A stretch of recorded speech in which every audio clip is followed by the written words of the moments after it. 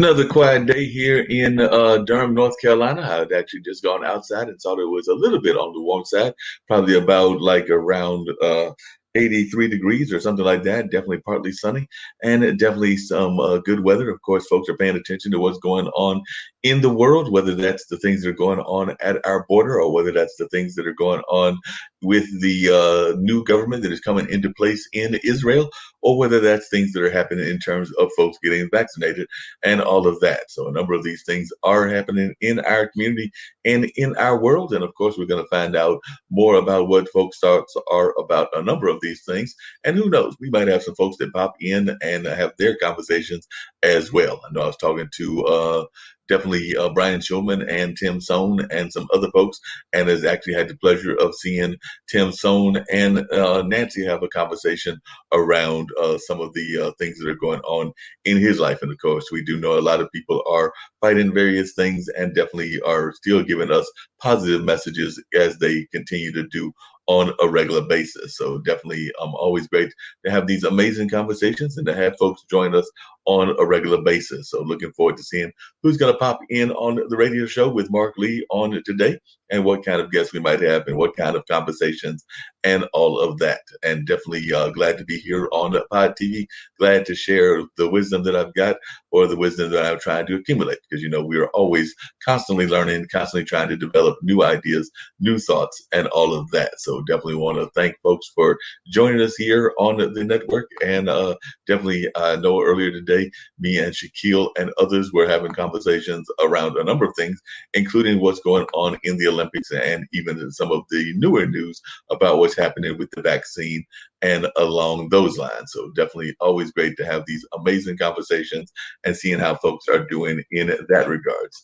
As a matter of fact, one of the things that I just saw was that, at the NATO summit, leaders are focusing on China's military ambition. So that's one of the stories that we're seeing, is that President Biden had his first meeting with NATO nations, and he reiterated his support for definitely the alliance, and that his predecessor despaired. So, a lot of times the person that previously was in the office was not a big fan of the alliances and all of that. So definitely even broke up some of the alliances and some of the things along that line. But President Biden has definitely let folks know that he is definitely very supportive. But there's also some concerns about what's going on in some of the other parts of the world as well. So one of the documents that the leaders are set to approve describes Russia as a threat and China as presenting challenges. So definitely it'll be interesting to see how things play out in the world with that as well. So definitely that's some of the things that we're seeing going on and all of that. So we're going to find out more about how that goes and all along those lines. So one of the other prime ministers apparently had a shaky start at the G7 conference and all of that. So, he made a shaky start, that being the person out of the UK area and all of that. So that's one of the things that I did see that was going on. So the Prime Minister, Boris Johnson, was planning to introduce his vision of a nimble, trade-savvy UK, but that was upended by a spat over Northern Ireland. So, we talk about what goes on in some of these countries that have had spats going on for years and everything, and it looks like Great Britain and Ireland is another one of those, just like Israel and Palestine and a number of other ones around the world. So Prime Minister Boris Johnson earlier had an unmatched setting in which to launch his dream of a global Britain. But as Mr. Johnson drew the Group of Seven meeting to a close, Brexit and the pandemic conspired to cloud its debut. So definitely one of the things that he found himself at in a news conference on Sunday was dodging questions about a 4-week delay in Britain's reopening of its economy and trying to play down an ugly clash with the European Union over Northern Ireland. The latter issue dramatizes the long shadow that Brexit is casting on Mr. Johnson's effort to rebrand Britain as a vital player on the global stage. Not only did Northern Ireland poison Mr. Johnson's talks with President Emmanuel Macron of France, but it also threatens to undermine his relationship with President Biden. So definitely glad to see that these world leaders are getting together. But like any time when world leaders get together, there are sometimes things that are not quite going the way that you want them to go and all of that. So definitely it'll be interesting to see how things go into this whole G7, what kind of things that actually come out of it, and all of that. One of the things that is definitely being known and being talked about is the urgent need for vaccines, which was driven home by the announcement on Monday of Britain's postponed reopening caused by a spread of a variant known as Delta among the unvaccinated population.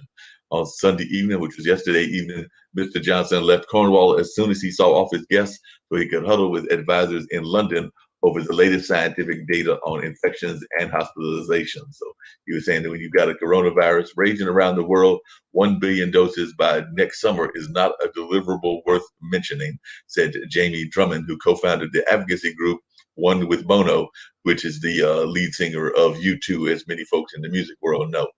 By next summer, this person is saying it's a death sentence for millions. And on climate change, where Mr. Johnson had promised a Marshall Plan-like effort to curb carbon emissions, the group of seven failed to set a firm date to phase out coal-burning power plants, a primary contributor to global warming.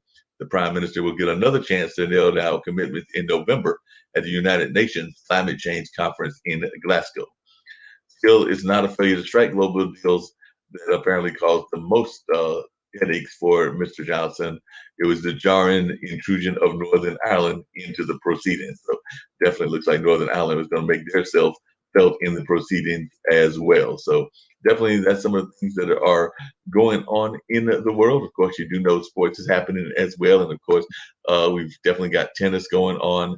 We've got the hockey championships, even though the Carolina Hurricanes were eliminated several days back and all of that. And of course, we've got the NBA, where definitely Phoenix made a quick dispatch of Denver, and now they'll wait for the other winner on the Western side for those Western finals.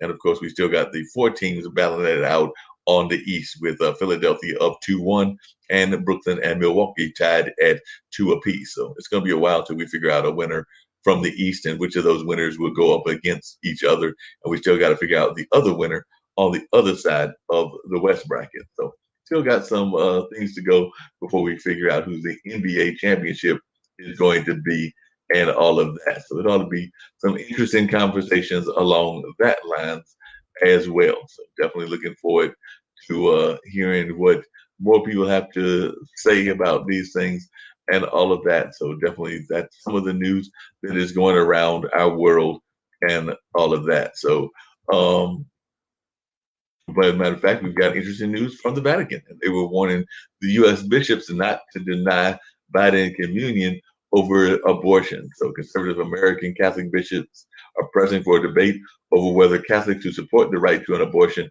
should be allowed to take communion. So the Vatican has warned conservative American bishops to hit the brakes on their push to deny communion to politicians supportive of abortion rights, including President Biden, a faithful churchgoer and the first Roman Catholic to occupy the Oval Office in 60 years. But despite the remarkably public stop sign from Rome, the American bishops are pressing ahead anyway and are expected to force a vote on the communion issue at a remote meeting that starts on Wednesday. Some leading bishops whose priorities clearly align with former President Donald Trump now want to reassert the centrality of the opposition to abortion in the Catholic faith and lay down a hard line, especially with a liberal Catholic in the Oval Office. The vote threatens to shatter the facade of unity with Rome, highlight the political polarization within the American church, and set what church historians consider a dangerous precedent for bishop conferences across the globe. The concern in the Vatican, said Antonio Spadora, a Jesuit priest and a close ally of Francis, is not to use access to the Eucharist as a political weapon. I'm going to go get a little bit of water and continue this story and all of that. But in the meantime, I'm going to let you check out a little bit of a very powerful speech by one of our great folks that do public speaking. So that's my good friend, Barbara Smith. We're going to let you check this out while I go grab a glass of water. Hi, I'm Barbara H. Smith, known as the Masterful Presenter. If you could figure out a universal language, personality code that connects with potential client, how powerful would that be? I empower people to communicate better what they do, what they have and what they bring to the table. People love to buy. I don't need you to sell it to me. I come in there with an intention. And that's what you're going to do going forward. You're going to go into networking events with intention. I am here benefiting from the wisdom of Barbara Smith. She gave so much information on how I can just excel in my business, and I'm taking it to a whole nother level. I'm learning a lot that I didn't really know about my business. The information that she's been presenting has been informative and helpful to me. If you have not been in the presence of Ms. Holmes Smith, you need to make sure you do so. Her workshops are authentic. She comes with such training, and she just graces you with her presence, and she allows you to feel the experience like none other before.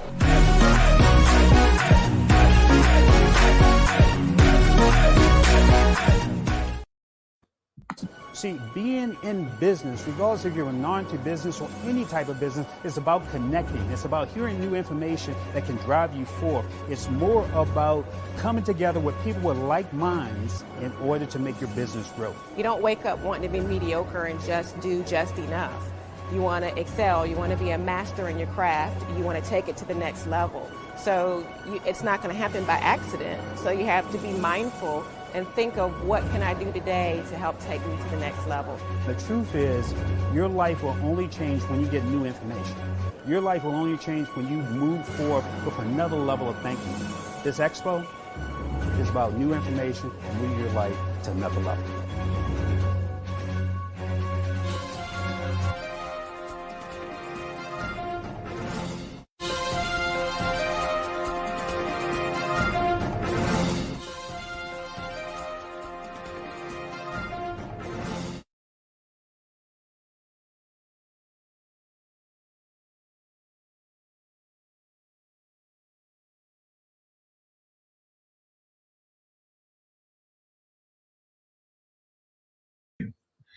Coming back to our story on the Catholic Church and everything, Pope Francis, who has explicitly identified the United States as the source of opposition to his pontificate, preached this month that communion is not the reward of saints, but the bread of sinners. His top doctrinal official, Cardinal Louis Laterra, wrote a letter to the American bishops warning them that the vote could become a source of discord rather than unity within the episcopate and the larger church in the United States. The result is a rare open rift between Rome and the American church. Opponents of the vote suspect a more naked political motivation aimed at weakening the president and a pope many of them disagree with a drawn-out debate over a document that is sure to be amplified in the conservative Catholic media and on right-wing cable news programs. Asked about the communion issue, Andrew Bates, a White House spokesman, said, "As the American people know well, the president is a strong person of faith." Pope Francis, along with the rest of his church's hierarchy, expressly opposes abortion, which they consider among the gravest sins, and incessantly speaks out against it. But that is not the same as punishing Catholic lawmakers with the denial of communion, which many here believe would be an intrusion into the matters of state. The effort is being led by Archbishop Jose Gomez of Los Angeles, the president of the U.S. Conference of Catholic Bishops, who has been passed over repeatedly by Francis for elevation to the rank of cardinal.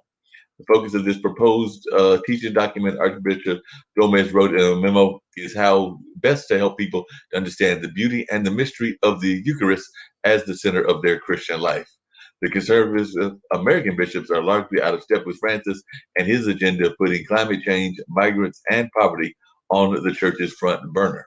But Reverend Thomas J. Reese, a Jesuit priest and a senior analyst with Religion News Services, said conservatives constitute at least half of the American Bishops' Conference and could have the votes to begin the process of drafting a teaching document about who can receive communion. So it definitely sounds like this is going to be an interesting argument. It's going to go on for a while and all of that. So definitely it'll be interesting to see how this continues to play out and what impact it might even have on the political landscape and all of that, because we do know that these kind of things can definitely play into the political landscape, and it'll be interesting to see what it does in this case as well. So all kinds of fascinating things are happening in the world, and trying to keep my eyes on them so I can pass them on to you as well. Speaking of which, I did see some unusual news. You got to be careful who you make mad and all of that, because I did see a news story where somebody had actually gone and made Lorena Bobbitt seem mild, because they had actually done something similar, but then they decided to cook it, and now they are facing charges down there in Brazil. And apparently, it was a young 33-year-old woman that was involved in that as well. So, like I said, you got to be careful what you do, because it can cause you all kinds of trouble in that regards. So another story that's been making interesting news is how even if you do something that was not seen as a good thing in our society, you can survive it and still do things if you get the support of those that might have been harmed. So the Virginia governor has survived a blackface scandal with the help of African American Democrats who saw a chance for policy concessions. Both got more from the relationships than they could have imagined. So if you'll remember, Alonzo Jones, a black mayor in Southern Virginia, was used to the playbook of a white politician facing allegations of racism. So when Governor Ralph Northam visited his town after a racist photograph was discovered on the governor's medical school yearbook pages, Mr. Jones expected more of the same, a requisite visit to the African American church, a news conference with African American allies, and the promise of growth moving forward. Even so, Jones did agree to a private meeting, and he even asked him, "What can we do for you?" And the governor shot back, "What can I do for you?" And soon, to Mr. Jones' surprise, Mr. Northam began making the kinds of statewide changes that the mayor suggested he should do.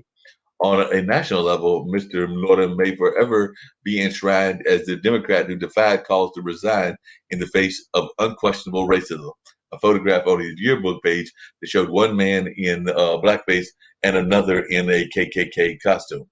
But among black political leaders and elected officials in Virginia, he is set to leave office with another legacy, becoming the most racially progressive governor in the state's history, whose focus on uplifting black communities or African American communities since the 2019 scandal will have a tangible and lasting effect. So his arc from being a political pariah denounced by nearly every national Democrat to a popular incumbent with support from African American elected officials and even progressive activists is a complex story of personal growth and political pressure, a testament to how crisis can provide opportunity. And hopefully we're going to see that even with what's going on in the pandemic as well. However, this kind of thing would not have been possible without the African American Virginians who rallied around him, even as they stared down immense pressure to help force him from office. African American staff members who stayed in the administration, a legislative black caucus that chose to focus on policy goals rather than resignation, and an African American activist community that quickly followed the lawmakers' strategic lead. And the result is apparently a reshaped Virginia. Since 2019, and aided by a Democratic sweep of both state legislative offices, the Commonwealth has become the first state in the South to abolish the death penalty, allocated more than $300 million to the state's financially struggling African American colleges, passed sweeping police reform measures, and created the country's first state cabinet level position for diversity, equity, and inclusion. Mr. Jones, the mayor of Danville, Virginia, said the developments were a powerful antidote to a society struggling with concepts like cancel culture and wokeness. Instead of derision, Mr. Northam and the African American leaders who supported him showed the power of redemption, humility, and growth. So, sometimes that's what you have to do, is you've got to do a lot of these things in terms to show the growth and all of that. By the way, Northam, who had agreed to Norton had actually bluntly admitted that the 2019 scandal changed the political priorities of his administration. He also said that it sent him on an ongoing personal journey of re-educating himself about race, racism, and whiteness. He said, "I made it very clear from when this happened that racial equity was going to be a top priority, but for the remainder of our administration, he cited the elimination of the death penalty as an example." So definitely even he had to come to terms with some of his own history and all of that. And definitely, folks that are going through this, sometimes they have to come to their own terms and use these terms in order to make a better society and make it a better world. So I'm at least glad to see that that's one of the things that he's done. And it does seem like he's definitely done some really progressive things in that. And he also was saying that, part of what's going on is also the newfound interest in history extends to Virginia's intense debate over Confederate statues, which is now forever linked to the deadly violence in Charlottesville in 2017. Since 2019, Northam has removed several Confederate references and statues from the state parks, replaced the state holiday honoring Confederate generals with one intended to increase voting access, and added more than 25 historical markers for Black history in Virginia. The answer to how exactly Mr. Northam survived the scandal is complicated, but there is no question he survived. Biden did an event with him last month at a recent campaign event for former Governor Terry McAuliffe, who is seeking to succeed Mr. Northam. A speaker hailed Mr. Northam as an African-American community figure. So definitely sometimes even after you do big things or wrong things, you can also go back there and find ways to correct these things as well. So there was a definitely, he said that he's a changed man and he understands that arenas like healthcare, education, business, and voting rights are all just full of racism and oppression. So, and then one of the gentlemen that was involved said, and his name is Mr. Bellamy, says that African American political leaders saw another lesson. A white person used their privilege to stay in office, but to make change, Black people use their power. So, like I said, a lot of times folks have to learn these harsh lessons and they learn them in different ways and all of that. So that's just some of the things that are going on in our world. And definitely somebody was telling me thanking me for keeping informed and current. So definitely glad to do that. And if Curtis wants to come in and share a little bit of conversation with us, we are always glad to do that as well. So always an open invitation for folks to pop in and join the conversations. And I do try to stay informed and confirmed and definitely try to stay enlightened about what's going on in the world as well. So definitely glad that Mr. Curtis was over there watching on the LinkedIn and was definitely sharing a little bit about what he had learned as well. So maybe he'll come in and share about that. By the way, I just learned earlier today as I was going through my emails that one of our locals was a Pulitzer Prize judge for the music category, and that being our own John Brown, and he did a great job. He talked about some of the folks that he had helped to select and all of that, and was definitely encouraging people to do the same as well. So definitely it was amazing seeing that happen and everything. So definitely looking forward to seeing things and definitely having those conversations going on as well. So definitely amazing conversations. And let me see if I can find what John said about what he had going on in his life, because we do like to stay informed even about what some of our local folks are doing as well. And John had written this over the weekend and all of that. So if I can find out what John said about being a judge. So yes, John said that he had the pleasure of serving on the jury twice before, that being the Pulitzer Prize jury. And this time he was honored to chair the 2021 Pulitzer Prize music jury. And he wrote, with exciting news that Tanya Leon won the prize for her outstanding composition, Stride, and he definitely felt the honor was well-deserved. And the other finalists were Ted Hearn for Place and Maria Schneider for Data Lords. The official link and stuff can definitely be found if you go to pulitzerprize.org/winners. And then I think there'll probably another backslash that'll have the names and all of that. But if you just go to pulitzerprize.org/winners, you should be able to get it from that point and all of that. So definitely wanted to thank the winners. Want to thank John, who is the Vice Provost for the Arts and the Director of the Jazz Program and Professor of the Practice of Music over there at Duke University, for his role in this great event and all of that. So I know that I might try to get him to jump on and share a little bit about what he's got going in that regards in the not too distant future. So definitely always great to have some amazing conversations with folks as they continue to be educated and educating us as well. So definitely that's some of the things going on, and definitely glad to have so many people here checking out what we've got going on and all of that. And of course, there are other amazing shows on the network, and of course, there are other amazing things happening on a regular basis as well. So definitely glad to show my wisdom, share others' wisdoms, and have the folks get involved. We're going to take a break. bring you a couple of spots about some important places, and then come back with some more news as well.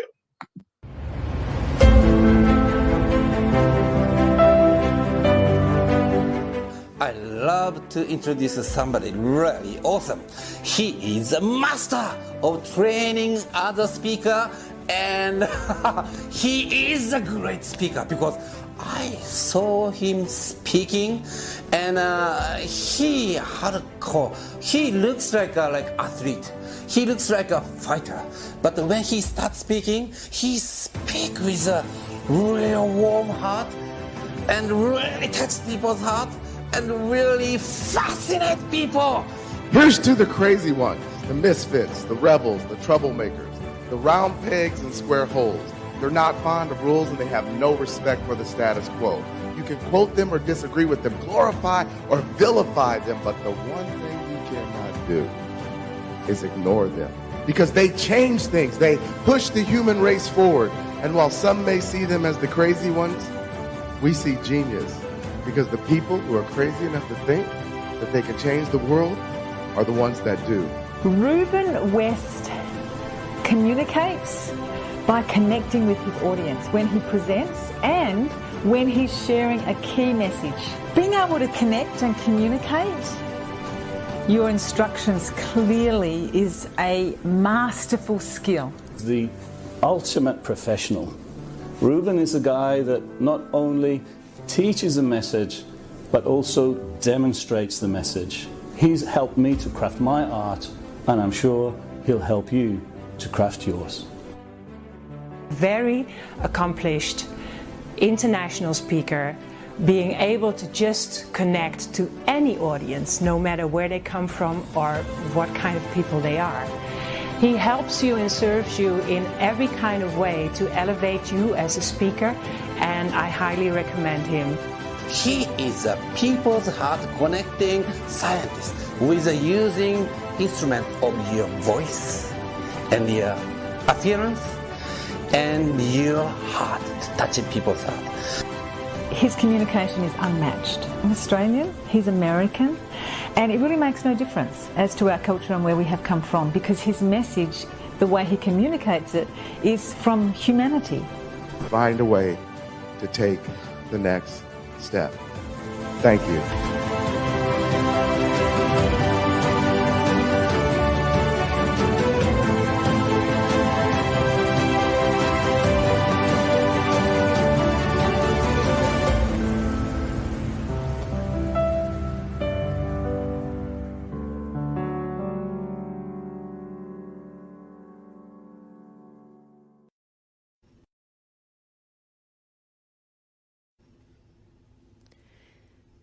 It is a gem, tucked away near a forest, a place where the lost are found. It is a gift of wholeness for those who are ready to receive it. A secret place where peace can be found in stillness. Where you can finally stop fighting to survive and just breathe. Just breathe. Where accountability corrects and the word help is not a cuss word. It is the place that was thought of before you ever thought you needed it. It is where forgiveness starts and healing begins. Well, we are taught that when we put our hands to work, we can create something. As we uprooted the weeds in the garden, it was a reflection of our lives. As we uprooted disappointment, as we uprooted pain, as we uprooted being traumatized. Because God doesn't deal with the surface. He gets to the root of it. We laughed. We shared tears, we shared our stories, we shared our fears, our dreams, our visions, our heart. We were more than just mothers. We were broken women trying to figure out how to become whole again. It became a place where homelessness became hopeless until we reached the bridge of wholeness.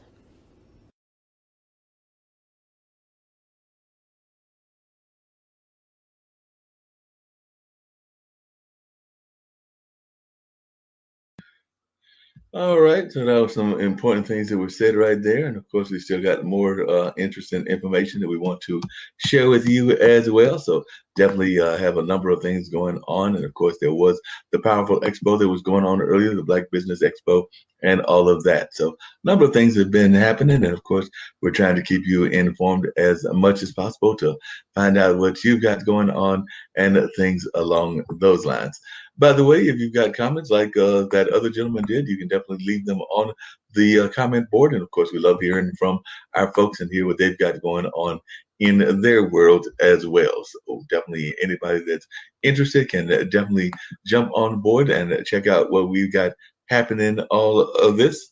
And definitely we'll see how things are going in that regard. So looking forward to seeing some great conversations and all of that. So looking forward to seeing what happens and what goes on in that regard. So definitely, if folks are interested in joining the comments, then they can just jump on the links and make the comments as well. So looking forward to seeing some amazing conversations. I know that I've talked to a couple of folks and they are definitely saying that they're going to jump on and share their wisdom and their knowledge and all of that. So if folks are watching and are interested, then definitely they can get a chance and check out our conversation. And if they're interested in joining the links, of course, we're always interested in having guests join us on a regular basis and love having those kind of conversations with them. So if folks are interested in joining, they can definitely jump on the link and share their wisdom, because we love having conversations with our guests and all of that. So if you're interested in joining, I'll put it in the chat and you can come into the studio and join the conversations that we have on the radio. So definitely keep that in mind, that you can join in this conversation if you're interested in popping in and joining with the conversation as we talk on a regular basis about a number of things going on in the world, and of course try to share our positivity in the world as well. So definitely keep that in mind. And as we talk about a number of things that are of concern to the world, we would love to hear from you as well. So definitely keep that in mind. And of course, we love hearing from our friends and cohorts, and who knows, some of them may decide that they want to join the conversation. And if so, that is how they can do it. So look forward to hearing from my various LinkedIn friends and seeing what they want to do and what kind of conversations they would like to be joining in as well. So I do see that Frank Hill has been joining in the conversation, and a number of others have as well. So definitely, if folks are interested in popping in and sharing what's going on in their world, we would love to have those conversations, because that's part of what the radio show is all about. So definitely, if you're on LinkedIn and you're interested in popping in, then we would love to hear from you and seeing what kind of conversations you would like to have as well. So definitely do keep that in mind. And of course, we love to hear from folks that are going on and having these amazing conversations here on the network and all of that. But right now, I'm going to bring you to the attention of some other events that were going on in the world, and definitely some other amazing things that have been happening in the community and all of that. So that being said, I'm going to bring up some very powerful things that have happened, including some other folks that have been doing some amazing work and all of that, including my friend Bruce George, who has been doing some things around the Genius is Common movement. So I'm gonna let you check out some of their announcements while I wait to see if other folks want to join. But before we get to that, I'm gonna let you check out one of my friends who has got his marketing company and does some great marketing. So let's see what Jerry is talking about as well.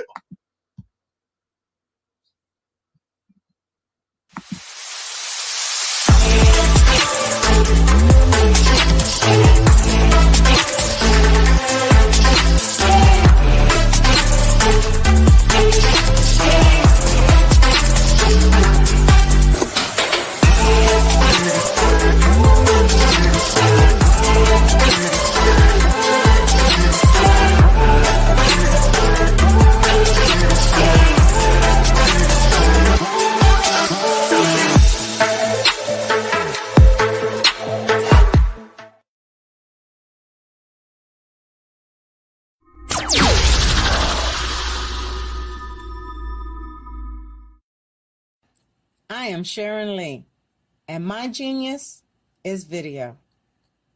I am first a woman of God that loves to laugh and make others feel good about themselves.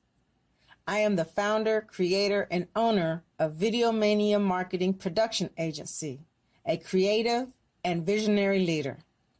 I am also the Master Videographer Ambassador to the Genius is Common movement, and I want to thank God and Mr. Bruce George for this amazing opportunity and platform. Now, there are many videographers in this world, so what makes me different, you may ask? It's my passion for video, mobile marketing, and cutting-edge technology. I was always called the Mrs. Gadget to Mr. Gadget back in the day. My passion will always keep my clients in front of their competitors, and I strive to keep my clients excited and see them succeed.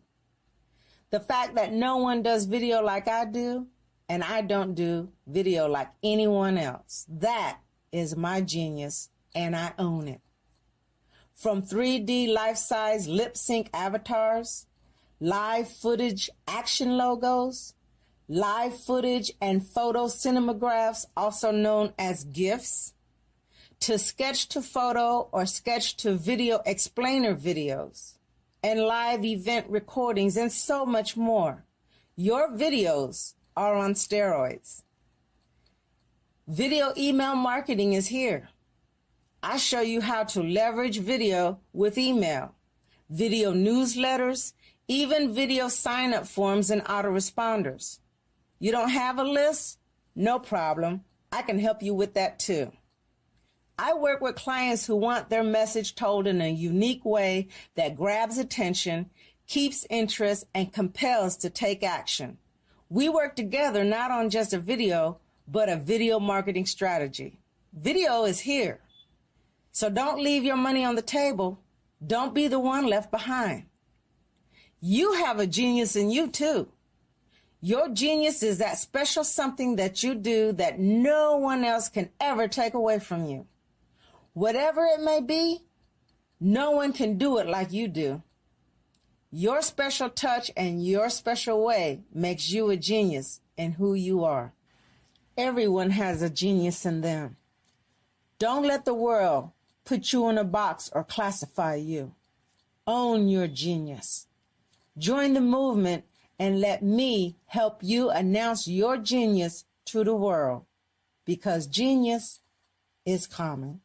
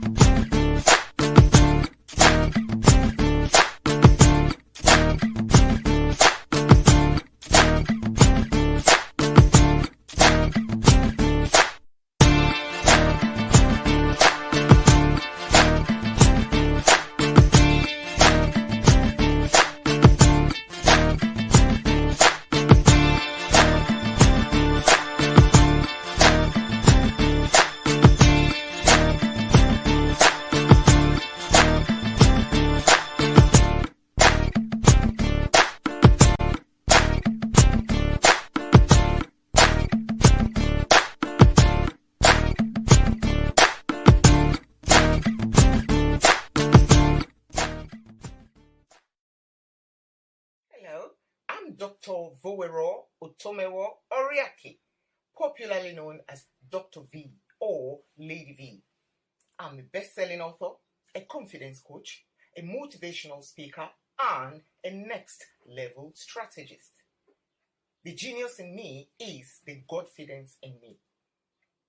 Always remember, genius is common.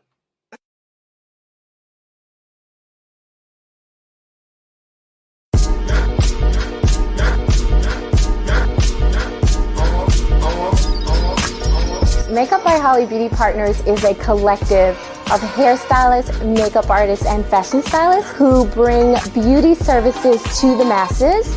So we are not just licensed hairstylists, certified makeup artists, but we are also beauty consultants. So we want to make sure that we are always connecting our target audience look that resonates with their target audience. The secret sauce with Makeup by Holly Beauty Partners is we are not just a collective of beauty professionals, we're also beauty consultants. So as we're meeting with our clients, we're educating them on their skincare needs, their holistic beauty needs, so that we can help to make sure that they are always armed with education and training that can serve them no matter where they travel. We are now partnering with the brandpreneur, and we're so excited to be able to do so. So as he's meeting with his clients, we want to make sure that their look can resonate with their target audience. 3 words to describe our brand are luxurious, beautiful, and professional. I am Holly Bird Miller, and I am a brandpreneur.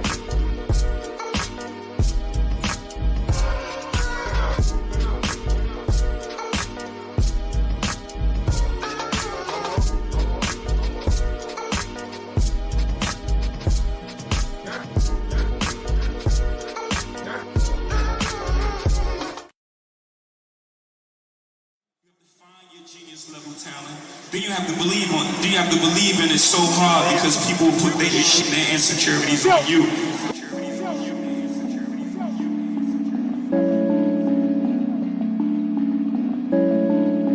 Squad made the beat. My name is Scott Galley, and I'm the CEO of Haystack Industries, and I am a genius. Hey y'all, it's TSU The Buzz Radio with your host, I am Zaire, also known as DJ Roz, and I am Genius. Our job is to find that genius level talent and then to apply it in a way that supports that genius level talent.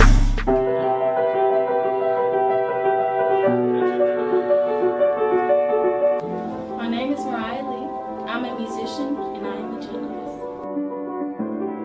I sing because I'm happy, and I sing because I'm free. His eye is on the spell. My name is Justice. My genius is music. Genius is coming. Doesn't mean you have to walk around planting unwanted seeds. Doesn't mean you have to walk around with all the guns. My name is Mira Moffitt, and my genius is poetry. Genius is coming. Hi, I'm Celeste Stein, an associate professor of mass communication. Although I have a lot of interests, my genius is actually nurturing and helping others to achieve their full potential.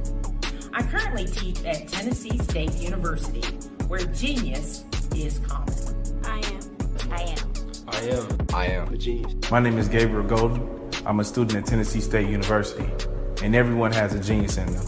So I challenge you to find your genius.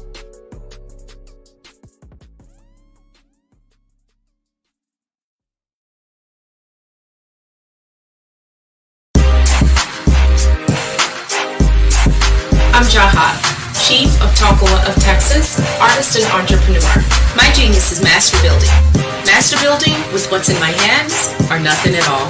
I learned to keep it simple, clear, and concise. Lay a strong foundation in truth and purity, and you really can't go wrong. Allow room for yourself and others to grow. Tap deep. I learned a lot there. Like it's better to steer away from being judgmental. I learned more about my uniqueness. I learned about authenticity, so on and so on and on and on and on.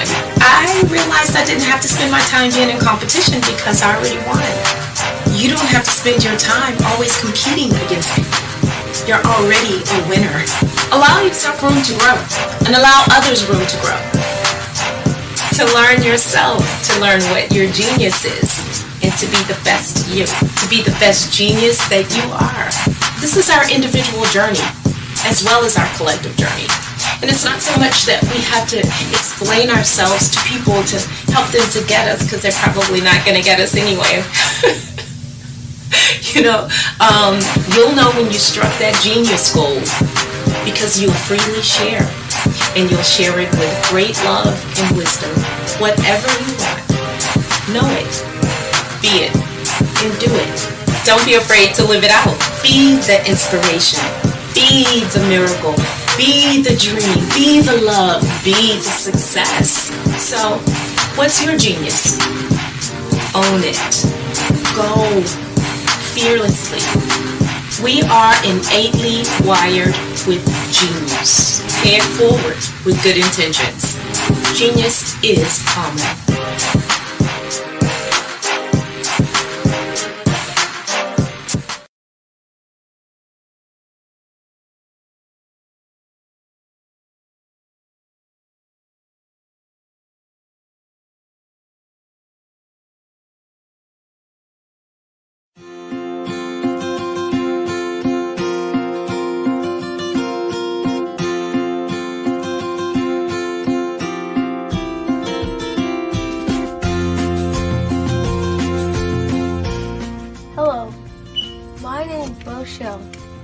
I am 11 years old, and my genius is entrepreneurship, and my genius is comedy.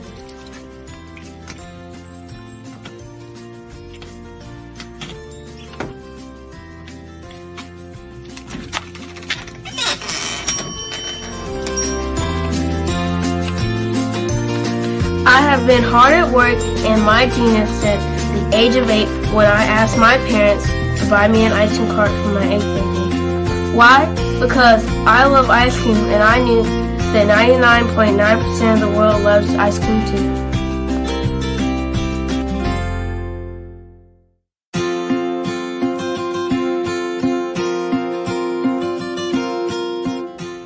I started my business because I wanted to make my own money, give to my school's missionary, help my family, and buy my own toys.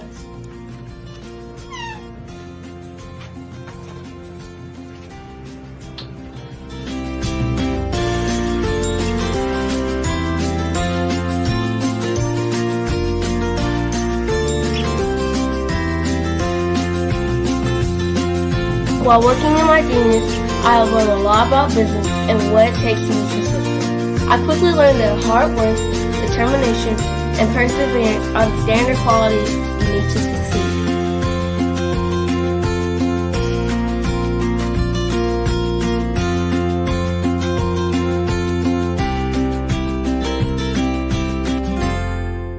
However, in my 4 years as a business owner, I have learned things that you can't learn from a book, like the true meaning of customer service.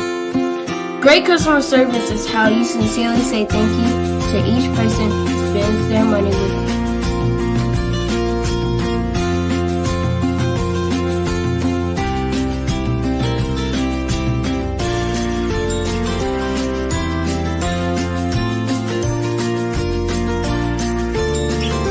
I have learned that there are more people praying for me to succeed than those who are not. I have learned that people are always watching and are expecting great things from me. I can't imagine letting them down.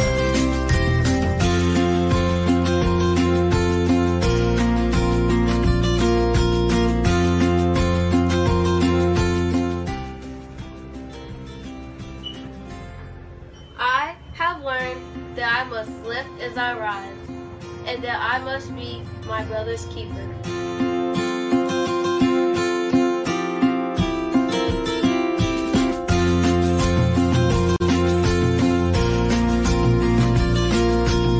I have learned that it is very important to give back to the people, the causes, and the community where I live.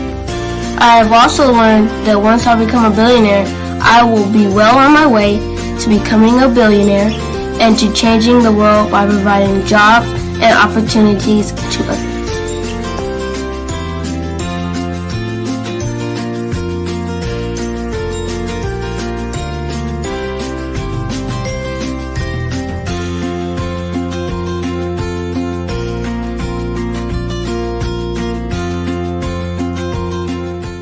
I'm Boshell, the little icing dude, and my genius is Colin.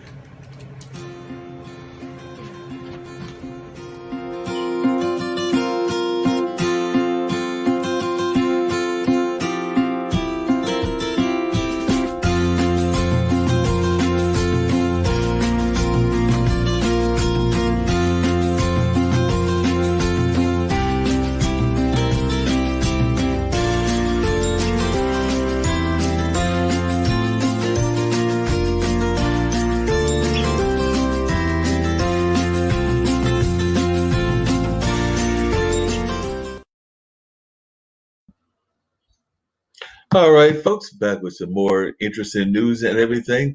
And of course, there's all kinds of interesting news stories that we want to share with you and everything. One of them being that the FBI is advancing technology recently, which allowed it to score two big wins. Agents intercepted most of the Colonial Pipeline Bitcoin ransom extorted by hackers, and they exploited a messaging app as part of an international sting operation.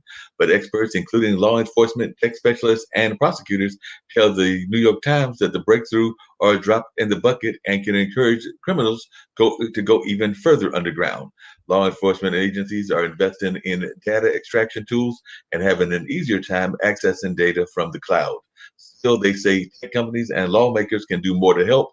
Volkswagen and Audi, VW's luxury brands, have announced a data breach that affects 3 million U.S. and Canadian customers. Contact information was compromised, and in some cases, vehicle identification numbers, driver's license numbers, and the social security numbers were stolen. So, we definitely got to be safe in these days and times, trying to make sure that our numbers are safe and protected and that they don't get into the wrong hands and all of that, because we do know that hackers are out there doing constant hacking and negative things in that realm.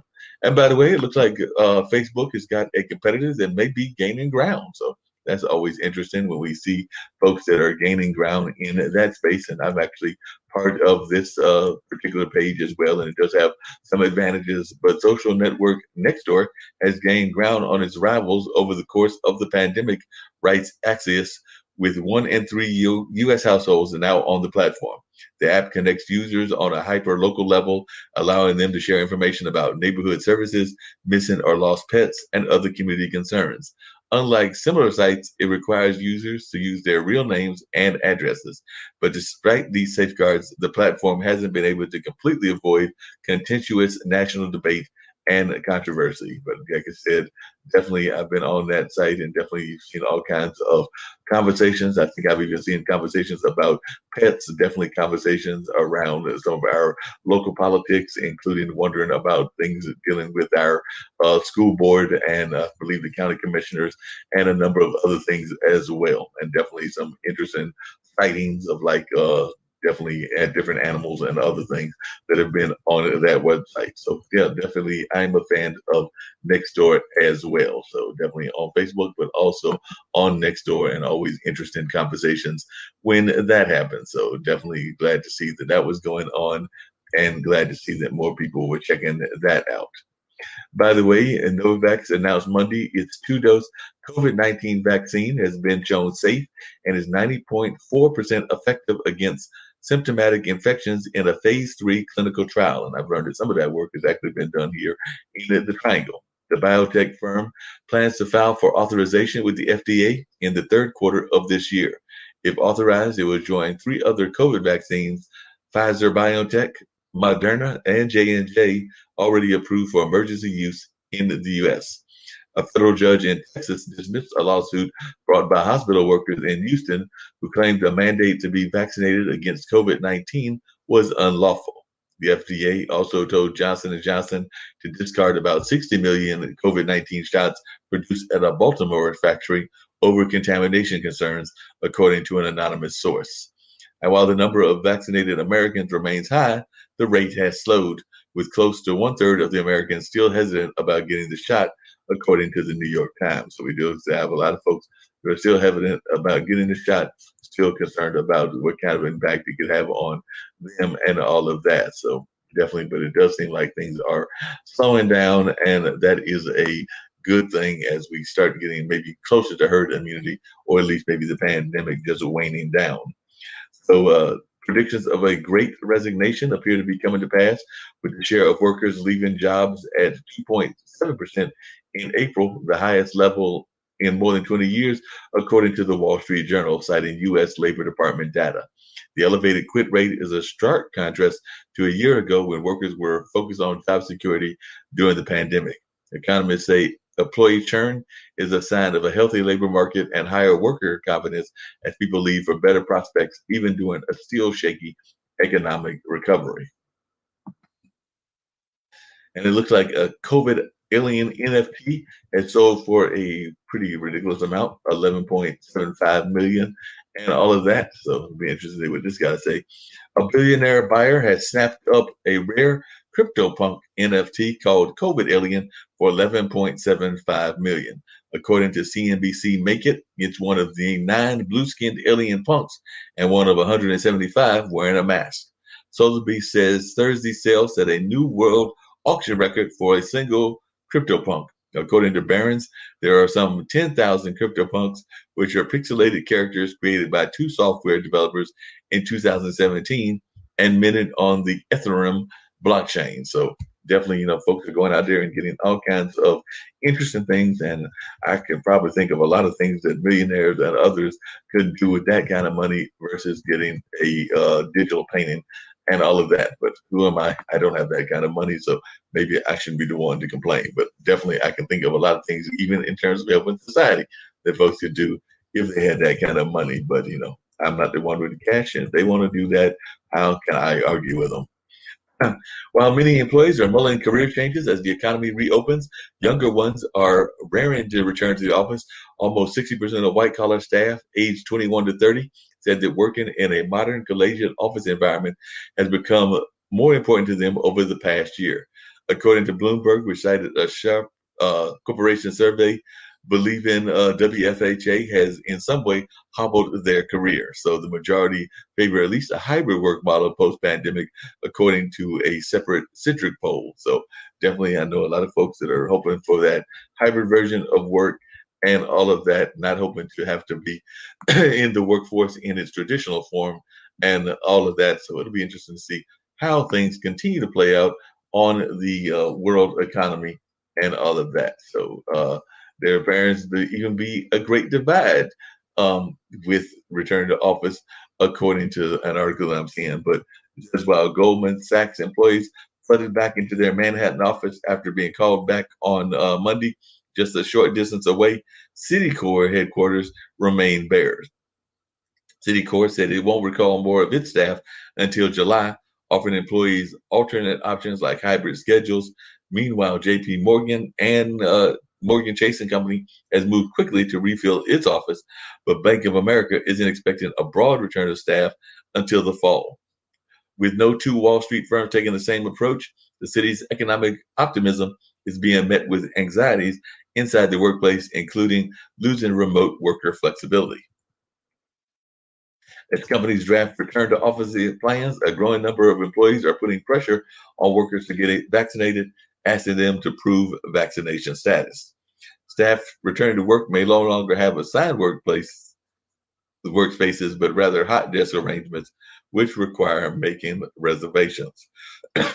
So you might have to do that whole working from home part as well, and might even have to make a reservation for the part of the office space that you want and all of that. So that could be another new paradigm as well. And by the way, Twitter says that its employees can work from home forever, while definitely JP Morgan and Chase is mandating that workers return to the office in the companies in the coming months. So looks like that's some of the things that are going on with the return to office and all of that. But, I'm not sure there's not going to be a second ball to drop at some point or another. So that's one of the things that I am always concerned about, is when does the other shoe drop, to use that expression, and all of that. A little bit we'll be talking about Bezos' space ride, but right now let's talk about private colleges, which are facing a financial crisis. The remote learning revolution spawned by the pandemic is amplifying financial pressures confronting smaller private colleges, particularly liberal arts schools, with more students opting for remote learning over pricey on-campus accommodations, crucial room and board revenue that vanish for many schools. This is documenting a looming economic crunch that's been years in the making. Declining birth rates have led to slumping enrollment numbers in recent years. Axios reports, meaning that many schools rely mostly on tuition and lack endowments to lean on, are likely to be fighting for their existence in the coming years. So definitely it is having an impact on the smaller schools in that regard. Now, in terms of the space ride that Bezos says he wants to do, well, a mystery bidder has agreed to pay $28 million to ride into space with Amazon mogul Jeff Bezos. Some 7,600 people from 159 countries are said to have registered for the opportunity and were able to bid. CNN notes that Bezos' Blue Origin has been testing New Shepard, the rocket set to take him, his brother, and the unnamed bidder into space for about a decade.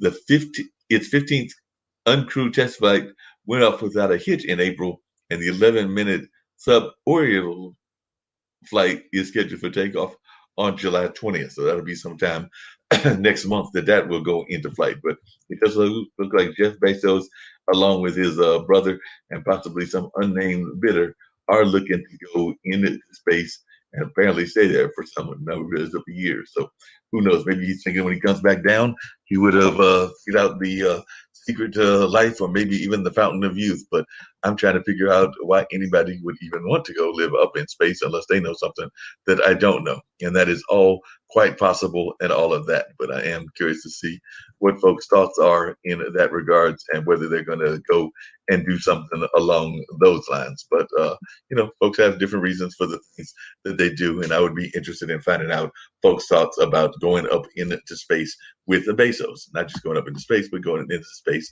with Jeff Bezos. So that's one of the things I'd be curious to find out what folks' thoughts are in that regard.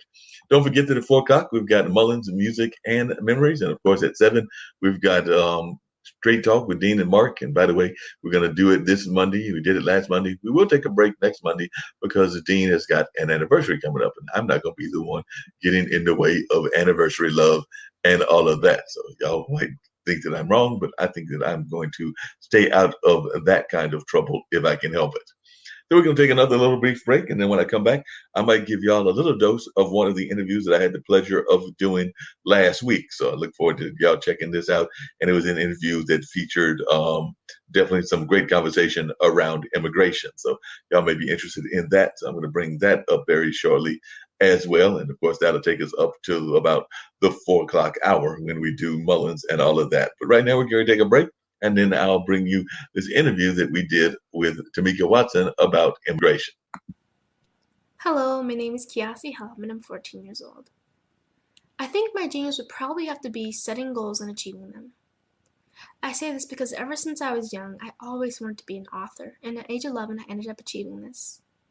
But not only did I end up becoming an author, I ended up becoming a public speaker, a publisher, a business owner, all these great things. The name of my business is Written by Kids Publishing Company. I decided to start this company because I thought it was important for me to help kids my age express themselves through literacy and just achieve their own goals. Because to me, achieving goals is the best thing in the world to feel. It's you just achieving things and aspirations that you set for yourself. And I know that everybody is capable of this because even if you don't end up achieving the goal, you still tried your best, and that's the most important thing. And everybody is capable of this because genius is common. Thank you.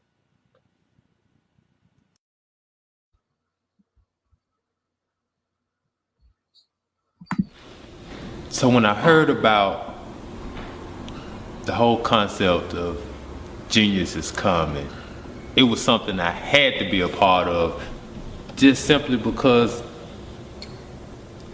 it's a way to articulate what I already do with the young people, right? Giving them the power to understand that their voice has power, that their truth matters, they matter.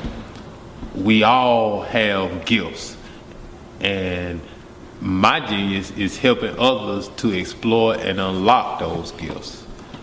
I think my greatest genius is being a dad, though. But with this right here, we're going to take you on a little journey into John Paul's world. This is my genius, and my genius is common. Word. Of your 490-degree angles, solitude in the land of complete strangers. Adapting to the world changes. Through my art, pour out my heart to some of the pain staining. Of your 490-degree angles, solitude in the land of complete strangers. Adapting to the world changes. Through my art, pour out my heart to some of the pain staining. right? This is real. This is just the presentation of this means so much more. Just the presentation of this is letting the world know, letting your parents and all these other individuals know that you are not that, right? Because you are not, brother. You wrote that, right? Intelligence. That's what that is. You are the smartest. That's what you're gonna say, because that's gonna be your truth. So let's start from the top, but I need you to speak louder. And I want to make sure you're clear. I know you're reading it, so it's cool. Start from the top. Confidence. Word? Word. Count it off. 5, 6, 7, 8. If you should see a man walking down a crowded street, talking out loud to himself, don't run in the opposite direction, run towards him, for he is a poet. You have nothing to fear from the poet, but the truth, the truth. I come from a place where there's love, there's hate. I come from a place that's not so perfect. I come from a place that's big, that's small.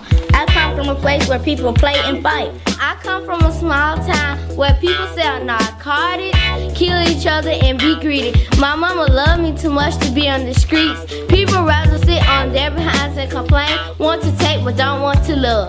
To love, to love, to love, to love. My genius is new man.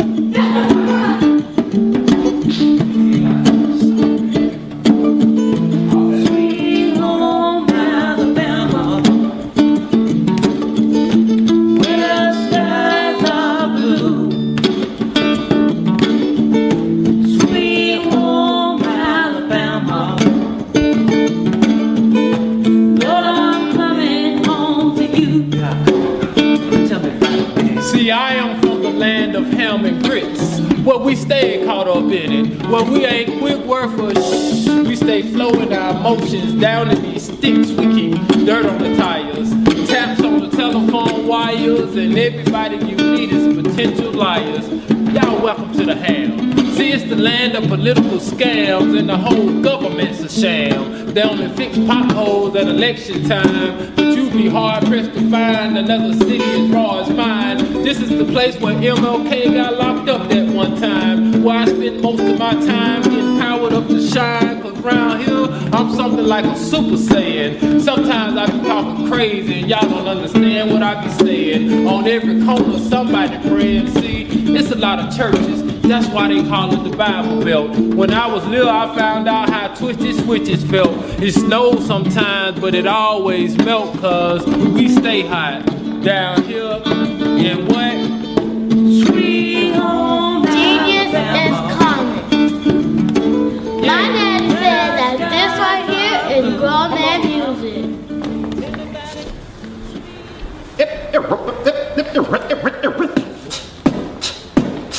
I say this right here is grown man music. This right here is grown Come man on. music. I say this right here is grown man music. This right here is grown man music. I say this right here is grown man music. This right here is grown man music. We tell them this right here is grown man music. This right here, this right here. Now I came out the trap to put the ham on the mouth, one hand on the mic, keep One a hand on the strap. Cause y'all be acting crazy down here in the dirty. Grown man status ever since I turned 30. Brain flow, Bill Gates, so label me nerdy. 5 mics in the hood, so label me worthy. Man, I'm so real, I don't need no grill. It is what it is, this is how I live, cause this is real life. Y'all dogs that don't bite, walking in the dark, now I'm searching for the light. Say bruh, say bruh.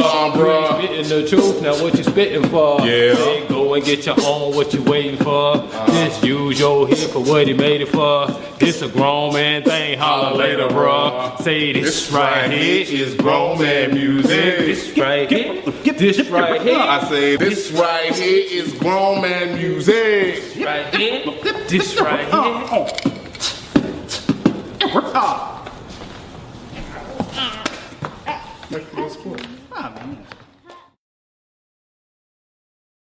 Genius.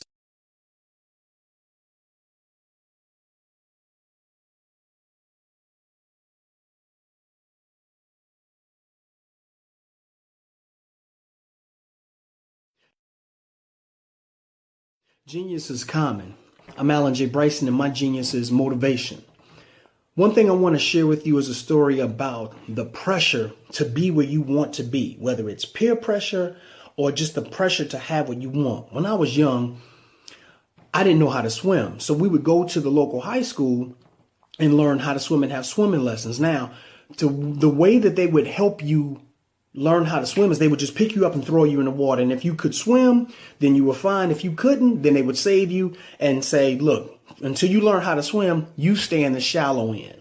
So as a youngster, I had to stay in the shallow end until I learned how to swim. But my big brother and all of his friends who I really wanted to hang with were hanging out in the deep end of the pool. They knew how to swim. They were comfortable, having a lot of fun. And they were quote unquote the cool kids. I wanted to be with the cool kids. So what did I do?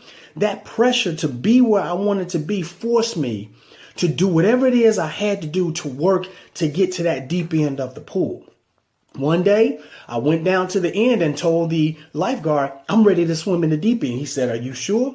I said, I'm sure. He picked me up. He threw me in the water and I swam with all my heart down to the shallow end. I got out. I said, do it one more time. He picked me up, threw me in the water, and I swam down to the shallow end. He said, okay, now that you've proven yourself, you can stay in the deep end of the water with the big boys and with your brother and who you deem are the cool people that you want to hang out with. That was a position and a place where I wanted to be.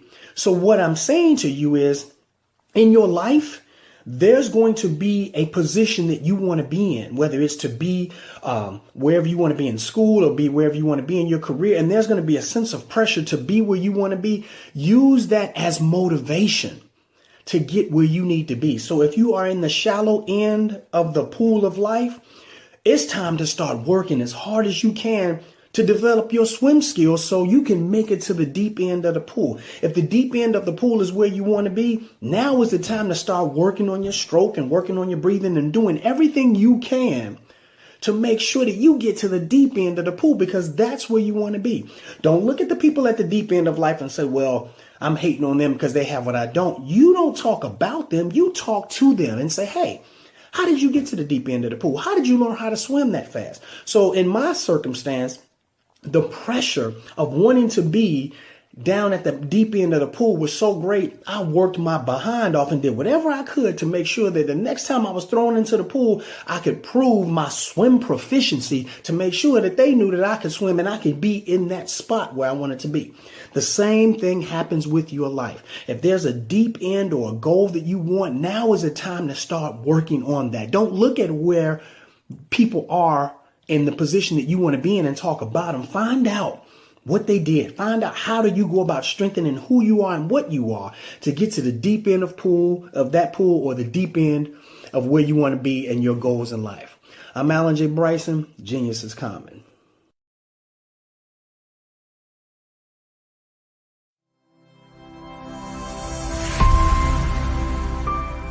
Hi, busy women leaders. I'm talking to you. Are you juggling your family, your business, your career, and your health? Afraid that if just one ball drops to the ground, everything could fall apart because everybody's looking at you. You're stressed and overwhelmed. You're looking for answers, for help that's real help, for solutions. I have Vibrant Life Solutions that can help you. I am Hillary Gooden, the Vibrant Life Coach, author, speaker, lymphologist, and pastor. I empower busy women leaders with strategies to reduce stress and anxiety while increasing energy, clarity of mind, better sleep, better health, and vitality. Oh yeah, and boost your immunity. If you're ready for that, you say, you know, I need that in my life right now. Let's connect. You can reach me at www.hillarygooden.com. You can direct message me on Facebook or LinkedIn at Hillary Gooden. Or else if you would like to get on a free 20-minute strategy call, a clarity call, go to bit.ly/Hillary Gooden. That's bit.ly/Hillary Gooden. I absolutely believe you got the power to help your body, help you live a more vibrant life.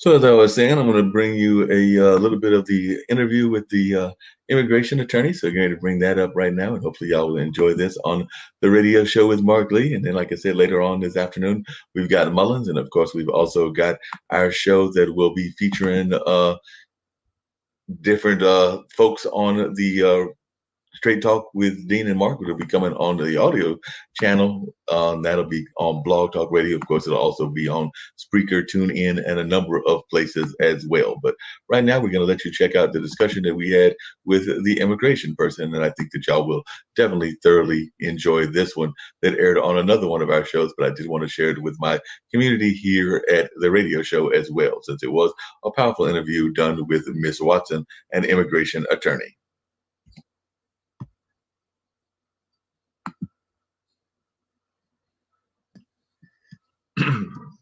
Getting ready to join into a great conversation right now. It should be a fun conversation. I've got Miss Watson, who popped in earlier and had a great conversation about immigration, and we were looking for her earlier, and she's come back, and I know she's going to have some great thoughts on immigration, as well as a lot of other things that are going on, including what I think is a little bit of a too hard line stance, but I'm curious to see what Ms. Watson has to say about this as well. So I'm going to bring Ms. Watson into the conversation, and we're just going to join and have some great fun and all of that. So how are you doing, Ms. Watson? How are you doing? I know that you're an immigration attorney, and I was glad that you were able to appear last time. And if you can just share a little bit about your own background, because I'm not even sure how you got involved in immigration law, even though I can definitely tell that you've got some ethnicity of your own and everything. So it might have been something that was a family issue or something that you were interested in from a family standpoint. But just tell us a little bit about yourself, and then I do have some questions about what's going on now. Like, I know that definitely seems like Vice President Kamala Harris went down to Guatemala and had a very hardline stance. In my mind, I was thinking it was a little bit too hardline, but I don't know whether you agree with me or not, but definitely we'll find out or not. But I just wondered if you could share a little bit about your own background. Yeah, well, Mark, thank you so much for having me. I'm so grateful and honored to be here with you. So my background, first of all, you can see me. So I am South Asian. My parents are from Bangladesh. I grew up in London. I was born and raised in London. So if you've tuned into my accent, I am British American. I moved to America in 2005 after I got married to my husband, a U.S. citizen. And then I went through the immigration process to become a U.S. citizen eventually. But I was a lawyer in the UK. And when I moved to America, I had to become a lawyer again by taking exams and what have you. And then I fell into immigration, not by choice, but because I didn't have a lot of options at the time, or at least it felt so. But what was interesting is immigration was my calling, and it kept following me until I said, okay, I'll just do this. And once I started practicing immigration law, I just realized I was meant to do this all my life. I love the practice of immigration law. I'm touching people's lives very directly. It's either their livelihoods or their loved ones. And the area of law is very challenging and interesting. It's always keeping me on my toes. Never a dull day, as they say. And, you know, every morning I wake up and I wonder what the day holds for me. And, you know, the last 4 years were interesting. And 2021 continues to be interesting. And my clients are amazing. I am so grateful and honored to help each and every one of them. And then I like to be part of the change that I want to see. So I help work on immigration policy issues, in my non-spare time. And I love helping my community because immigration is something that affects the community in a very direct way as well. And so my expertise and my community involvement, all of that comes together in really giving back to those who need the help. Yeah, definitely. And like I was saying earlier, I know that this has definitely been a very important issue. We've seen things going on, like I mentioned to you before, with the Dreamers. And I know that definitely my dad and even his lady friend have been involved in trying to help some of those here in North Carolina. And definitely we have seen even some of the different ways that the different immigrant communities aren't always treated the same. So I've even had people say that sometimes they feel that those that are European immigrants might be treated differently than, say, the Asian immigrants might also be treated differently than some from the African communities and all of that. So I was wondering if you could share a little bit about your thoughts on the ways that we treat our immigrants, because I've always thought, the fairy tale version of what we hear is, give us your poor, your and all of that is on the Statue of Liberty that's over there off of New York. But I don't know that we always do what is said on that great iconic image and everything. But I was just wondering if you could share your thoughts about maybe the different ways we treat our immigrants, and also your thoughts about how we're doing in Latin America. Like I said, I know that Vice President Kamala is over there dealing with a lot of things and didn't have that hardline stance with Guatemala, basically saying, y'all stay over there, don't come over here. Let's touch on that before I talk about immigration as a whole. Right. I think the problem that we're seeing at the border, it's gone on for many years. It's not a new thing at all. But what is new is that we have leadership that's trying to get to the root of the problem rather than just stick to what they need to do now. So what I appreciate about this is that if you can try to address the root cause, then we might have a sustainable solution. What we have seen through previous administrations, that these issues come up and the focus is how do we just have a system at the border. And in President Obama's years, there was controversy.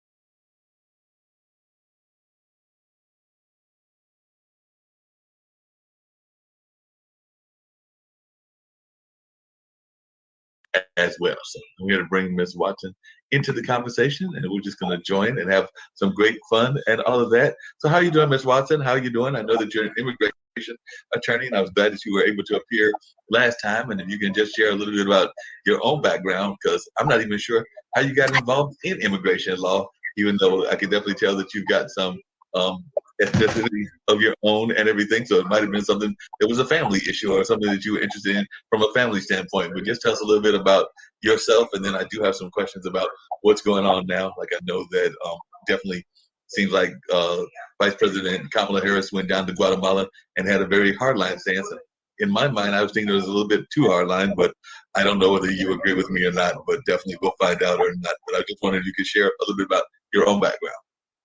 Yeah, well, Mark, thank you so much for having me. I'm so grateful and honored to be here with you.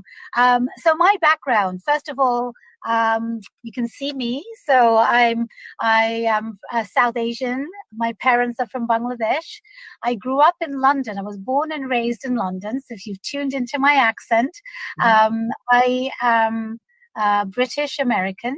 I moved to America in 2005 after I got married to my husband, a U.S. citizen. And then I went through the immigration process to become a U.S. citizen eventually. But I was a lawyer in the UK. And when I moved to America, I had to become a lawyer again by taking exams and what have you.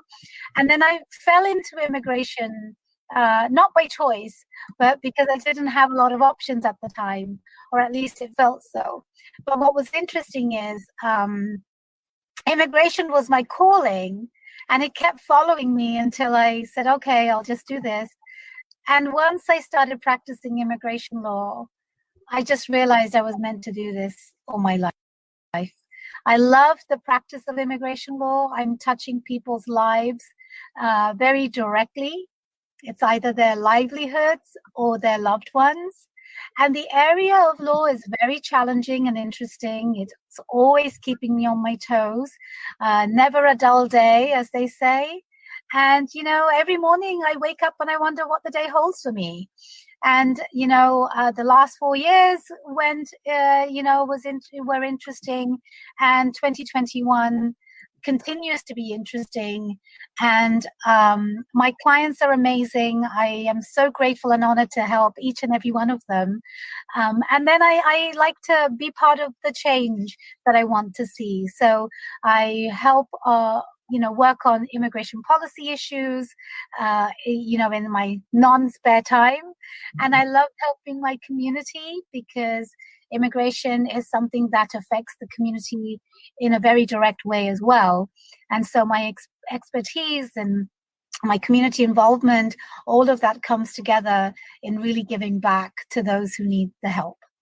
Yeah, definitely. And like I was saying earlier, I know that there's definitely been a very important issue. We've seen things going on, like I mentioned to you before, with the Dreamers. And I know that definitely my dad and even his lady friend have been involved in trying to help some of those here in North Carolina. And definitely we have seen even some of the different ways that the different immigrant communities aren't always treated the same. So I've even had people say that sometimes they feel that those that are European immigrants might be treated differently than, say, the Asian immigrants might also be treated differently than some from the African communities and all of that. So I was wondering if you could share a little bit about your thoughts on the ways that we treat our immigrants, because I've always thought, the fairy tale version of what we hear is, give us your poor, your, and all of that is on the Statue of Liberty that's over there off of New York, but I don't know that we always do what is said on that great iconic image and everything. But I was just wondering if you could share your thoughts about maybe the different ways we treat our immigrants, and also your thoughts about how we're doing in Latin America. Like I said, I know that Vice President Kamala is over there dealing with a lot of things and didn't have that hardline stance with Guatemala, basically saying, y'all stay over there, don't come over here. Let's touch on that before I talk about immigration as a whole. Right. I think the problem that we're seeing at the border, it's gone on for many years. It's not a new thing at all. But what is new is that we have leadership that's trying to get to the root of the problem, rather than just stick to what they need to do now. So what I appreciate about this is that if you can try to address the root cause, then we might have a sustainable solution. What we have seen through previous administrations, that these issues come up and the focus is how do we just have a system at the border. And in President Obama's years, there was controversy. He was an amazing president. You know, I'm so appreciative for all the things he did in immigration, but he was also labeled the deporter in chief. And then we had the Trump administration, and there was no humanity whatsoever. If you take away children from their parents, babies as young as, a few months, there's no humanity. And how can we see that in a 20th century, 21st century America? I don't think any of us, when we were younger, would think that this, or younger, or even 4 years ago, that we would think America would be treating people this way. So now we fast forward into the Biden-Harris administration, and they have inherited a confluence of problems that is compounded by the COVID pandemic. But what I appreciate is that they're trying to go to the root problem to see that what can be the solution. Now, these problems are not small problems. These are very profound, deep-rooted problems. So I do not expect the solution to be quick either. There needs to be a lot of exploration and collaboration. So I'm not privy to any of those conversations. I wish I were. But from the little that we've seen, the founder of Chobani, the yogurt maker, they've already committed to, helping those economies with jobs and manufacturing. And I mean, I don't know the details, but I do know that efforts have already begun to have some solutions. So I think what we need to do is give time. It took 4 years for the previous administration to really collapse our system. And when something is broken, it takes time to rebuild. But what this administration is showing is humane leadership in trying to rebuild something so it's stronger and build back better, as their slogan was. So I think people need to have some patience and give some time, because these problems didn't come overnight, and these problems were not created by this administration. They are taking initiative to help find solutions. So that's what I can say about the border. I haven't been there. I don't practice asylum as much as those people do. It's a heartbreaking situation, no matter which way you look at it. But it doesn't help that we had an administration over the last 4 years really take away humanity and how they treat people. Now, coming back to your broader question of how we're treating immigrants, over the years, there have been laws that have been discriminatory. There's no question about it. If you look at the early 1900s, we had the Chinese Exclusion Act. We had quotas that, really don't necessarily reflect what the reality is in the current day. And so immigration reform has been necessary for decades. And we've not had congressional support for immigration reform. So what we need truly is immigration reform. Now, when it comes to treatment of people, I think we go back to the last 4 years where we saw a Muslim ban, which this administration has reversed. We had the previous administration call African countries, a terrible name starting with S, and they really did do everything visibly possible to, really make sure that immigrants were treated badly and even depicted badly. And words matter. How you talk about immigrants really matter. And that is what resulted in shooting in El Paso, because it became okay to, denigrate immigrants. But what we've seen with this administration, again, that they are really looking at, deeply rooted ways in how immigrants are portrayed, and the word alien, is now it's being taken away. So the USCIS is trying to make sure language is used appropriately to make sure we give the respect to human beings. And so I do hope that we will start to see changes. There's a lot of sort of grumbling about it's been 4 months since this administration came into office. Why are we not seeing changes quick enough? And what I will say to that is it took some time, and it's still, I don't think the people have been confirmed, that we do have leadership. Not only do we have a president and a vice president that care about the people, but they've also care about leaders that they put in each place. So for the Department of Homeland Security, we have an immigrant who is now leading with compassion. You know, it's not an easy job, but they're also finding great leaders to be put into USCIS and other positions. USCIS, the agency, United States Citizenship and Immigration Services, that agency has some great leadership that has been nominated. There have been, there was a testimonial, the confirmation hearing. I don't know if those confirmations have actually happened yet, but once that leadership gets into place, I am certain that we will start to see improvements. But one of the things that is important for people to know is right now, because of the way COVID has affected the globe, all immigrants are being treated the same, in my opinion. And that is, there are delays, and there are processing delays, there are appointment delays, and everybody universally is affected the same. One of the things that's really important for people to understand is immigration is not just what you see at the border. Immigration is so much more than that. If you think about the phone that you use, the phone that's been operated in the hardware, the software, the network, there are high-skilled immigrants behind the scenes that are maintaining all of those that you don't know about.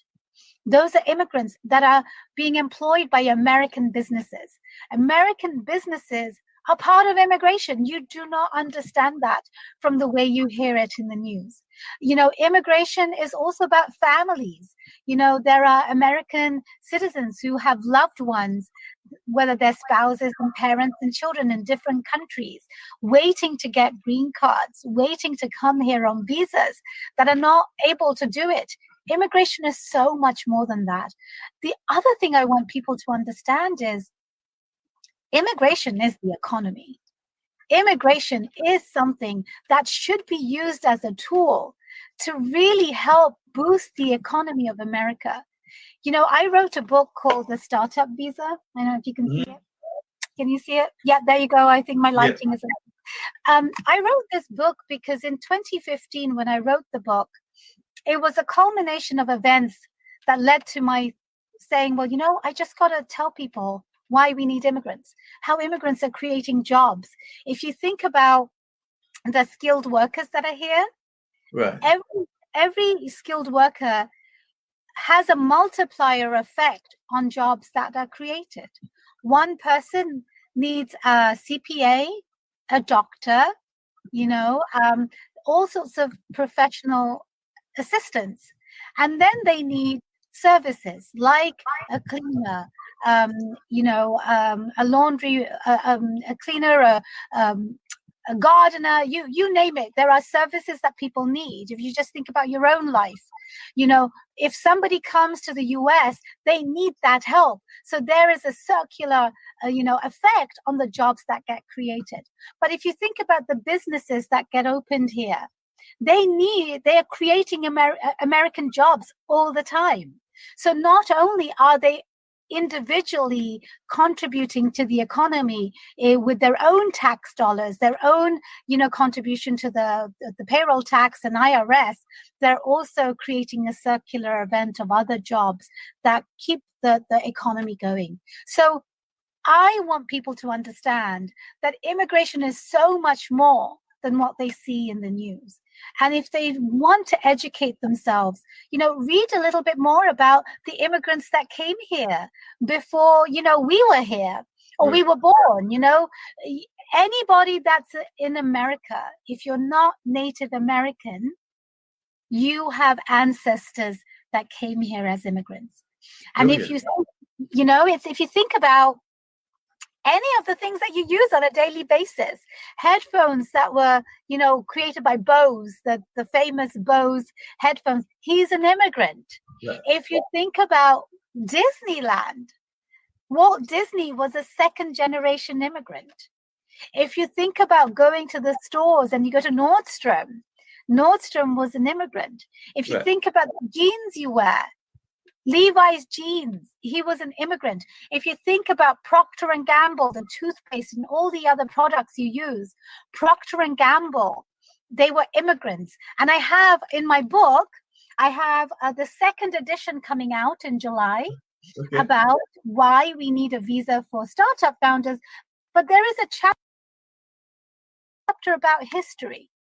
And all of these names are in it to remind us that everything that we look at, no matter how you look at, immigrants are integrated into all of that.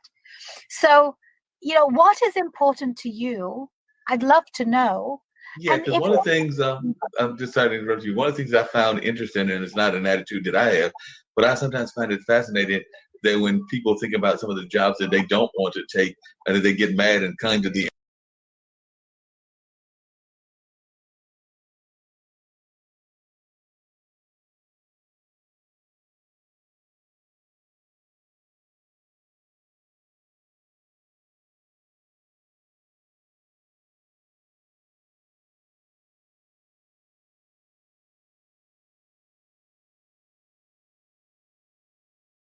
immigrants are taking these jobs. A lot of times, these are jobs that, if you offer them those opportunities, they're the first ones that don't want the jobs, because a lot of these jobs they're not easy jobs. They're like construction. They're jobs that have to do with a number of other things as well. So they're not easy jobs to do, and a lot of times they're jobs that pay some pretty good wages, but they also are very much hard labor. Whether it's the migrant farmer, or whether it's the construction worker, or whether it's the people doing the highways and all of that. I'm so glad you brought that up, because I talk to business owners regularly who cannot find people to take these jobs, whether it is a construction company or whether it's a nursing home, a slaughterhouse, they cannot find these people. So this rhetoric of they're taking our jobs, what jobs are they taking away? When it comes to low skilled, nothing is low skilled about them. I speak to people on a very regular basis. Just to some examples, a construction business owner called me and said, I can't find people who know the right way of the saw. So I'm constantly worried about, are they going to chop their arms off? Are they going to have an accident? If I can get them to take the job in the first place. Right. And they take the job just enough time to then leave the job and then maybe claim unemployment. When I speak to these home care business owners, they need people who have nursing experience, because they're taking care of hospice people who cannot take care of themselves. Nobody wants to, clean people, who are unable to clean themselves.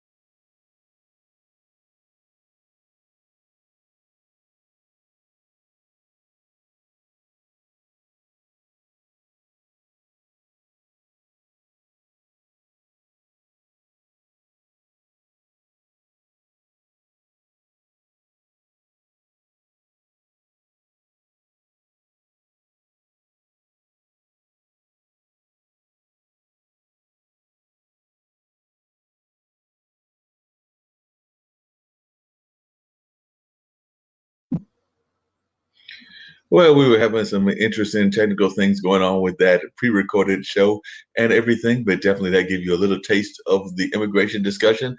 And speaking of folks from around the world and everything, before we jump over to Mullins, I was going to bring in my good buddy D, because I saw he was watching a little bit of the expo and the conversations around that, and definitely he's been over there in Ireland. So I'll bring him in before I jump on over to my 4 o'clock show. But I just wanted to give folks a taste of what the immigration conversation was all about, and I may bring up more of that interview on another edition of the International Broadcast Radio Show. But we had some great conversations, and I just wanted folks to get a taste of what Miss Watson was all about. But I do have D. Riley coming in at us all the way from Ireland. So how are you doing today? Hi, Mark. How are you? It's good. I'm doing good. Good to talk to you. Yeah, it's been a while. It has been a while. How's everything going there in Ireland? You doing all right? Well, first of all, just to correct it, I'm in Scotland. Scotland, right? And I'm right, because it's fine, even though the COVID restrictions are now relaxed, everything is still quite subdued and quite quiet, but it's fine. So you said they have lifted some of the restrictions there in Scotland, or they're still pretty heavy? Oh yeah, they've lifted most of them. Oh wow! Yeah, so it's good. It's good. Well, that's so good. A bit of normality. Well, normality is always a good thing and everything, and you're always keeping busy. I know you popped in with Brian and everything, but you haven't seen you in a while. But I was glad to see that you were watching some of the things that were going on. I saw one of the questions you asked yesterday, which is about the need for that conference, and that's because of the disparity that exists sometimes between the African American population and the European population. But that's not to say that there weren't people on there that had disabilities and other things. So I think there were some folks that would agree that we need to have various conversations going on. And by the way, Tim was just saying hello to both of us. Hi, Tim. How you doing? Well, it's funny, I can't help get worked up a wee bit because, for example, your previous guest going on about migration, and Right. I get a little bit cross sometimes, particularly here in Scotland, because the Scottish government say we need highly skilled migrants, but people like me, highly skilled native people, can't get jobs. Wow. I think, well, if we're so desperate for skilled people, why can't? Why won't they employ me? And it makes me very angry. Understood. Yeah, understood. Like I said, and sometimes the opposite thing happens here. Sometimes, because sometimes folks won't even take the jobs that because they are very hard jobs, and some of those jobs the folks here won't take even when they're offered the jobs, because some of our migrants are in farm in situations and construction and other things. And I've even had some friends that have told me that if they were given that job, they would not take it just because they find it too hard and all of that. So I can definitely understand your attitude. And when I was talking to a friend about that, because they were saying that even here, sometimes folks from the Asian countries get those bigger paying jobs, and they're coming from Asia, but they've also got degrees from here, and they would like to get the job as well. So it's probably a double-edged sword. I find it just infuriating because we've got to a silly situation where somebody from overseas can get a job a lot easier than I can, just for the very fact that they're from overseas and everything. Oh, great, immigrants, can go. And I think it's gone way far the other way, Gotcha. So, I'm not opposed to immigration, but we need to say stop. Right. It's just getting ridiculous. I hear you. By the way, Tim said they should hire you. He said that they should hire you. Well, nobody hires me. That's the trouble. There's no obligation on employers to employ disabled people. So why would they? Understood. Yeah. Yep, I definitely understand that. But Tim was saying that they need to hire you.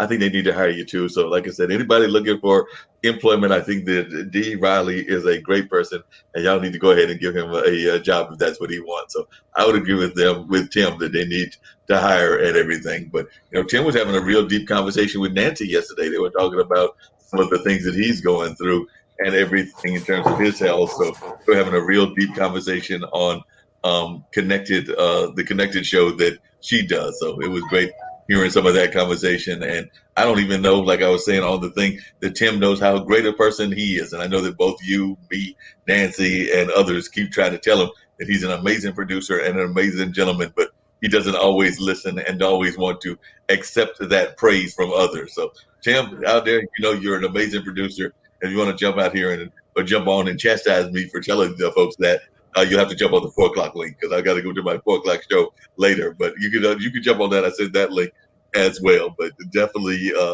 I know that you are amazing, and that they need to hire you for more contracts as well. As a matter of fact, I think Tim's got some speaking engagements coming up. So Tim's amazing, but you're doing great as well. And by the way, Tim was saying I'm great for giving him praise. So we're all great. So what are you doing today over there in Scotland? And what time is it there in Scotland? I always get my time zones mixed up. It's 9 p.m. Okay. So you're about 2 or 3 hours away from bedtime. I think I'm more like half an hour away from bedtime. Oh, half an hour away from bedtime. So you already had dinner, and what was for dinner? Salad. Chicken. Huh? I was finding some chicken and some salad. It was fine, and but there's not much happening here. But empty life. No, you don't have an empty life. You got a great life, and it's gonna be even better. You're gonna make it better. You're gonna continue doing the great things you're doing in media, and you're gonna continue doing other great things as well. I've got powerful words for you that 2021 is going to be an amazing year for you, and 2022 you're just going to soar. I'm already claiming that for you. You're going to soar in 2022. Thanks. Okay. Yep. I'm already claiming it for you. And if that's that job you want, I think that the job is going to come as well. But I actually think that you're going to create your own businesses that are going to take off, whether that's in the media or whether that's your other businesses as well. So I already think that things are going to be much better than they are. We've had a rough year and a half. I know I've had a rough year and a half as well, but I'm already claiming that it's going to be better for the rest of the year and for 2022. But both you, me, Tim, Nancy, Brian, and the whole crew. So I'm thinking it's going to be a better year. So let's just go ahead and claim it. Yeah, sounds good. Cool.